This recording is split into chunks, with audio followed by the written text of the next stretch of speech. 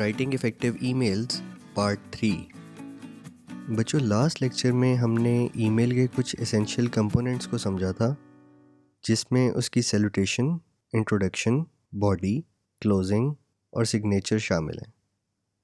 हमारे आज के लेक्चर में हम ईमेल की रिफाइनमेंट की तरफ आएंगे और कोशिश करेंगे कि हमारे जो एग्जिस्टिंग ईमेलिंग स्किल्स हैं उनको फाइन ट्यून करके जो प्रोफेशनल रिक्वायरमेंट्स हैं उनके मुताबिक लाया जा सके। Slide number 2, Common expressions for emails. Point number 1, before starting your email, be very clear regarding its purpose. It may be any one or more than one of the following. बच्चों, एक minute के लिए ज़रा सोचें कि graduate या masters level पे आपको किस किस वजह से ईमेल करनी पड़ सकती है। ईमेल लिखने से पहले आपका पर्पस स्पेसिफाई होना बहुत ज़रूरी है। आपको क्लियर कट पता होना चाहिए कि किस मकसद के लिए आप ईमेल कर रहे हैं। अगर आप किसी को कुछ इन्फॉर्म करने के लिए ईमेल कर रहे हैं तो आप इन्फॉर्म की जगह पे डिस्कस नहीं लिख सकते। स्पेसिफिक वर्ड आपके माइंड में होना चाहिए कि आपका ईमेल का पर्पस क्या है। ये जो टेबल दिया हुआ है पॉइंट 1 में, इसके अंदर जो मोस्ट कॉमन रीजंस होते हैं ईमेल करने के, वो तमाम पर्पसेस मेंशन किए हुए हैं। आप इनमें से कोई एक या एक से ज़्यादा या इनके अलावा भी अगर आपका कोई पर्पस है, आप उसको मेंशन कर सकते हैं, लेकिन ये आपके माइंड में होना चाहिए कि आपने उसको क्लियरली स्पेसिफाई करना है। उसके लिए एग्जैक्ट वर्ड क्या होगा ये आपको पता होना चाहिए। इनिशियल स्टेजेस पे हम एडवाइस ये करते हैं कि ईमेल लिखने से पहले आप अपना पर्पस कहीं पे पहले से नोट डाउन कर लें। इससे होता ये है कि आपका ईमेल का सेंटर पॉइंट सेट हो जाता है और बाकी का तमाम आर्गूमेंट उसके इर्द गिर्द रिवॉल्व करता रहता है। उससे आपको एक ख़ास डायरेक्शन मिल जाती है और आप वहाँ से दाएं बाएं नहीं जाते। Point number 2, salutations. बच्चों, ये वाला पॉइंट हमने पिछले लेक्चर्स में भी डिटेल में डिस्कस कर लिए। इस लेक्चर में आपको मैं सिर्फ इसमें जो to whom it may concern वाली चीज़ है वो थोड़ी सी क्लैरिफाई करना चाहता हूँ। ऑल्दो इट्स वेरी फॉर्मल, लेकिन आजकल to whom it may concern is not a very strong salutation. इसकी रीज़न ये है कि to whom it may concern use होता है इस तरह की सिचुएशन में जहाँ पे आपको अपने रिसिपिएंट के बारे में इल्म ना हो। लेकिन आजकल के दौर में बच्चों, आपके पास इंफॉर्मेशन का ढेर मौजूद होता है हर वक्त थ्रू इंटरनेट। आप लोग फेसबुक जनरेशन हैं, किसी भी टाइम पे किसी भी शख्स को आप फेसबुक पे रिसर्च कर सकते हैं, आप गूगल पे उनको सर्च कर सकते हैं, आप स्पेशली लिंक्डइन, जिस तरह सोशल मीडिया के लिए फेसबुक और इंस्टाग्राम वगैरह हैं, उसी तरीके से प्रोफेशनल नेटवर्किंग प्रेफर्ड वेबसाइट है वो लिंक्डइन है। आप वहाँ पे जाके किसी भी शख्स को अगर रिसर्च करते हैं, मोस्ट प्रोबेबली आपको उनका प्रोफाइल वहाँ पे मिल जाएगा। बच्चों, याद रखिएगा कि बाय नेम अगर किसी को आप एड्रेस करते हैं तो उसका इम्पैक्ट हमेशा ज़्यादा होता है, बजाय इसके कि आप एक जनरल सी स्टेटमेंट लिखें। इस वजह से to whom it may concern थोड़ा वीक होता है। बेहतर ये है कि आप थोड़ा सा टाइम इसके ऊपर स्पेंड करें और देखें कि एग्जैक्टली आप किस को ईमेल लिख रहे हैं और उसका नाम क्या है। अगर आपको उसके नाम का नहीं पता तो डियर सर या डियर मैडम एटलीस्ट ये ज़रूर पता होना चाहिए। और if there is absolutely no way to know who the person is, तो फिर आप to whom it may concern use कर सकते हैं। Point number 3, providing context and introducing your purpose.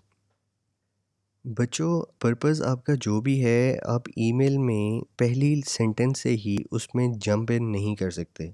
उसका थोड़ा सा कॉन्टेक्स्ट सेट करना ज़रूरी होता है, थोड़ा सा उसका बैकग्राउंड बताना ज़रूरी होता है। फॉर एग्जांपल, आप कहीं पे एडमिशन के लिए अप्लाई कर रहे हैं, आप फर्स्ट सेंटेंस के अंदर ही एडमिशन के हवाले से डिटेल्स नहीं मांगेंगे। आप उसका थोड़ा सा कॉन्टेक्स्ट इस तरह से सेट करेंगे कि I am writing in reference to your advertisement in daily, जो भी न्यूज़पेपर है, डेटेड दिस दिस दिस। इससे क्लियर पता चल जाएगा कि ये किस डिपार्टमेंट का काम है। लेट्स सपोज आपने एडमिशन्स डिपार्टमेंट में ईमेल की है और ये इंफॉर्मेशंस डिपार्टमेंट का काम है, तो वो फ़ौरन पहला सेंटेंस पढ़ते साथ ही आपकी ईमेल को आगे फॉरवर्ड कर देंगे रेलेवेंट डिपार्टमेंट में। इसी तरह से अगर आप किसी जॉब के लिए अप्लाई कर रहे हैं, उसके अंदर भी आपने पहले अपनी रिक्वेस्ट को एक कॉन्टेक्स्ट देना होता है, एक बैकग्राउंड देना होता है, लेकिन याद रहे कि इसके अंदर आप एक्स्ट्रा बात कोई नहीं करते। जो कॉन्टेक्स्ट आप प्रोवाइड करें, मेक श्योर कि वो आपके पर्पस के साथ एग्जैक्टली मैच करता है। इससे बच्चों होता ये है कि आपकी ईमेल की एक टोन सेट हो जाती है और पढ़ने वाले के लिए आसानी होती है। हमने ये वाला प्रिंसिपल पिछली लेक्चर्स के अंदर भी डिस्कस किया था। आप बेसिकली एक गाइड की तरह एक्ट कर रहे होते हो अपनी ईमेल में, और जो आपका रीडर है वो आउटसाइडर है। अब आपकी ये रिस्पॉन्सिबिलिटी होती है कि रीडर के लिए चीज़ों को इतना आसान कर दें कि उसको किसी किस्म की कोई कन्फ्यूजन ना हो through out your email. Point number 4, clearly स्टेटिंग your specific purpose. बच्चों, जब आप अपना पर्पस इंट्रोड्यूस करवा लेते हैं, फिर किसी भी किस्म की मज़ीद एक्सप्लेनेशन देने की ज़रूरत नहीं है। You can just jump right in and specify what your purpose is. आपने इसके अंदर किसी किस्म की बात को घुमाना फिराना नहीं है। क्लियर कट और स्ट्रेट फॉरवर्ड अपना पर्पस जो है वो आपने स्टेट करना है। याद रखिएगा कि आप फॉर्मल ईमेल्स में ये एक्सपेक्ट नहीं कर सकते कि विदाउट स्टेटिंग योर पर्पस अगला बंदा खुद ही समझ जाए उसको। लेट्स सपोज आप किसी से हेल्प चाहते हैं, आप ऐसा नहीं कर सकते कि ईमेल में आप सिर्फ उसको अपनी परेशानी बता के उसके बाद बात को ख़त्म कर दें। अगर आप इस तरह करेंगे तो इसका मतलब है कि आप उसको बेसिकली सिर्फ इन्फॉर्म कर रहे हैं कि आप इस मुसीबत में हैं। लेकिन क्या अगर आपको उसकी हेल्प चाहिए तो आपने हेल्प के लिए प्रॉपर रिक्वेस्ट उसमें की है ईमेल में? ये चीज़ बहुत ज़्यादा मैटर करती है। बच्चों, जिस तरह बिजनेस रिसीट्स में हर चीज़ को ओपनली लिखा जाता है, उसी तरीके से ईमेल में भी इन चीज़ों का बहुत ज़्यादा ध्यान रखा जाता है। इसमें वंस अगेन बच्चों, जो पोलाइटनेस और रिस्पेक्ट का एलिमेंट है वो डोमिनेट होता है। आपकी जो भी पर्पस है ईमेल का, वो बेशक कोई रिक्वेस्ट है या आप कुछ इन्फॉर्म कर रहे हैं या आप उनसे कोई अपडेट मांग रहे हैं, आपने इस चीज़ को इंश्योर कर लेना है कि आप अपने पर्पस को एक रिस्पेक्टेबल तरीके से स्टेट करते हैं वहाँ पे। आपका पर्पस कोई ऑर्डर नहीं लगना चाहिए, आपका पर्पस कोई डिक्लेरेशन नहीं लगना चाहिए, आपका पर्पस एक हम्बल एकेडमिक तरीके से वहाँ पे लिखा जाना चाहिए। Point number 5, appreciations and saying thanks. बच्चों, I can not emphasize this point enough. ये जो आपके काइंड वर्ड्स होते हैं और ये जो आपकी एप्रिसिएशंस और ये जो आपके थैंक यू नोट्स होते हैं, they go a very long way in setting a very positive vibe in your overall correspondence. थोड़ा सा टाइम ईमेल लिखने से पहले अगर इस चीज़ के ऊपर स्पेंड करें और सोचें कि आप अगर किसी इदारे को या किसी भी शख्स को ईमेल जिसको आप लिख रहे हैं, उसके अंदर कोई ना कोई पॉजिटिव चीज़ ज़रूर होगी। थोड़ा सा रिसर्च करें, वेबसाइट्स देखें उस कंपनी की या उस शख्स का जो लिंक्डइन का या जो भी कोई प्रोफेशनल प्रोफाइल है उसको थोड़ा सा देखें। देखें उसमें क्या क्या अचीवमेंट्स नज़र आती हैं आपको। याद रखिएगा कि प्रोफेशनल सेटअप में आप तारीफ़ करते हैं लोगों की अचीवमेंट्स की, उनकी परफॉर्मेंस की, उनके हार्ड वर्क की, उनके टैलेंट्स की। इन चीज़ों के ऊपर उनको अप्रिशिएट किया जाता है और इससे एक ओवरऑल पॉजिटिविटी आ जाती है आपकी तमाम बात में। इसमें ये याद रखिएगा कि इसकी जो आइडियल लोकेशन है अप्रिसिएशन की, वो आप खुद डिसाइड करेंगे। कहाँ पे आपको लगता है कि अप्रिशिएट करना सबसे ज़्यादा इम्पैक्टफुल हो सकता है, ये आपने अपने ईमेल के हिसाब से उसको मेंशन कर देना वहाँ पे।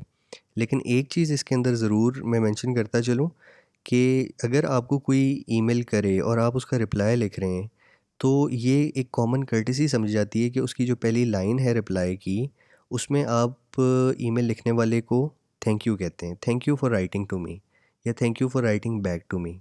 इसके अलावा अगर आप खुद रीच आउट कर रहे हैं किसी को, खुद किसी को ईमेल कर रहे हैं, तो उसमें आपकी अपनी मर्ज़ी है। जहाँ पे आपको सूटेबल लगता है वहाँ पे आप उसके लिए कुछ वर्ड्स ऑफ एप्रिसिएशन लिख सकते हैं। लेकिन ये देख लीजिएगा कि इसको लिखना ज़रूर है, आपने किसी न किसी हवाले से एप्रिशिएट करना ज़रूर है और एप्रिसिएशन जेन्युइन होनी चाहिए। उसके पीछे थोड़ा-सा आपने वर्किंग ज़रूर करनी है और एक उसके अंदर पर्सनल टच होना चाहिए। इस तरह नहीं लगना चाहिए कि कोई रोबोट या कोई ऑटोमेटिक किस्म का आपको रिस्पॉन्स मिल रहा है। उस पे थोड़ी-सी खुद से वर्किंग कीजिएगा ज़रूर। अब इसके अंदर आपको 2-3 जेनेरिक एग्जांपल्स दी हुई हैं, आप इनको थोड़ा-सा मोल्ड कर सकते हैं, लेकिन वंस अगेन आपकी जो एप्रिसिएशन है वो होनी जेन्युइन चाहिए। Point number 6, expressing your hopes and expectations. बच्चों, कम्युनिकेशन में एक चीज़ होती है रीइटरेशन या रेपिटिशन। आपने नोट किया होगा जब हम वर्ल्ड कप का मैच देखते हैं या फिर पीएसएल का मैच देखते हैं, तो उसमें एक ही एडवर्टीज़मेंट कोई 50 दफ़ा रिपीट हो रही होती है। यहाँ तक कि जब आप मैच ख़त्म होता है तो वही चीज़ आपके दिमाग में चल रही होती है, peak free and super, peak free and super, या कोई उसका इस तरह का कैची सा गाना, कोई ना कोई इस तरह की चीज़ आपके माइंड में चल रही होती है। किसी भी चीज़ को इस तरह से रिपीट करने से दूसरे बंदे के माइंड में वो चीज़ आराम से बैठ जाती है। इसमें इस चीज़ का ध्यान रखा जाता है कि आप मुख्तलिफ़ एंगल से अपने पर्पस को रिपीट करते हो। सबसे पहले आपने अपनी सब्जेक्ट लाइन में पर्पस का बताया, नंबर 2 आपने उसके इंट्रोडक्शन में बताया, नंबर 3 आपने क्लियरली जब पर्पस को स्टेट किया तब आपने बताया। अब once again when you are expressing your hopes and expectations, आप दोबारा अपना पर्पस वहाँ पे बता देते हो और साथ ये भी बता देते हो कि आप किस तरह का रिस्पॉन्स एक्सपेक्ट कर रहे हो। क्या आपको कोई इमीडिएट रिस्पॉन्स चाहिए किसी चीज़ पे, या आपको कोई इमीडिएट हेल्प चाहिए, या आपको पॉजिटिव रिस्पॉन्स चाहिए?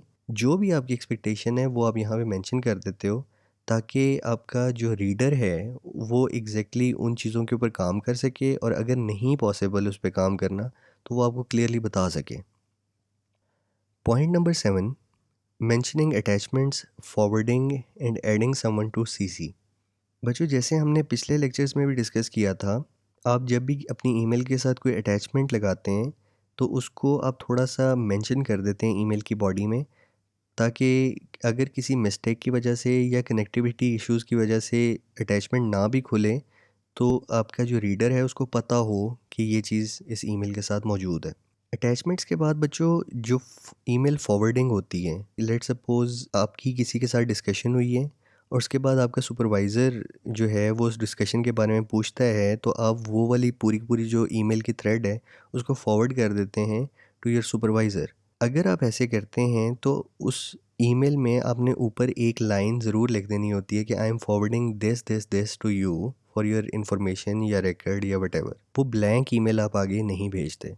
सिमिलरली, अगर आप किसी ईमेल में in the middle of the discussion किसी को भी सीसी में रखते हैं या कॉपी में रखते हैं, तो आप सब लोगों की इन्फॉर्मेशन के लिए ये वाला सेंटेंस वहाँ पे ज़रूर मेंशन कर देते हैं कि I have copied this person on this email for their information या रिकॉर्ड।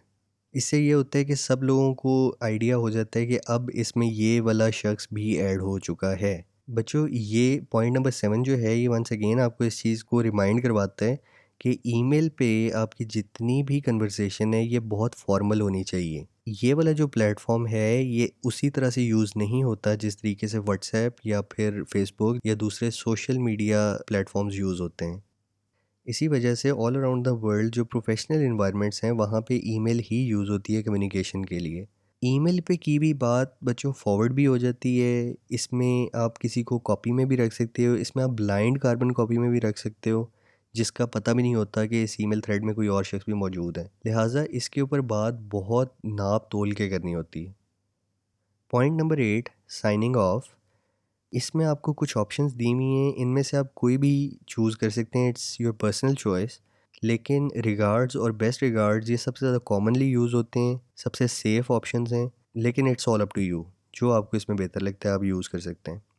बच्चों, एक चीज़ नोट कीजिएगा कि ये जितनी पॉइंट्स हमने इन 2 स्लाइड्स में देखे हैं, इनका अरेंजमेंट चेंज हो सकता है डिपेंडिंग कि आपकी ईमेल में आपने बात किस तरीके से की हुई है और आपको सबसे ज़्यादा सूटेबल लोकेशन इन चीज़ों की कौन सी लगती है। लेकिन ये याद रखिएगा कि इन चीज़ों का आपकी ईमेल में होना बहुत ज़रूरी है। लोकेशन बेशक आगे पीछे हो, लेकिन ये वाले कंपोनेंट्स बीच में ऐड ज़रूर करने हैं। हर पॉइंट में आपको कुछ एग्जांपल्स दी हुई हैं जो कि आप ऐड कर सकते हैं अपने एग्जिस्टिंग ईमेल राइटिंग में, और उसको आप मज़ीद इम्प्रूव कर सकते हैं और पॉलिश कर सकते हैं।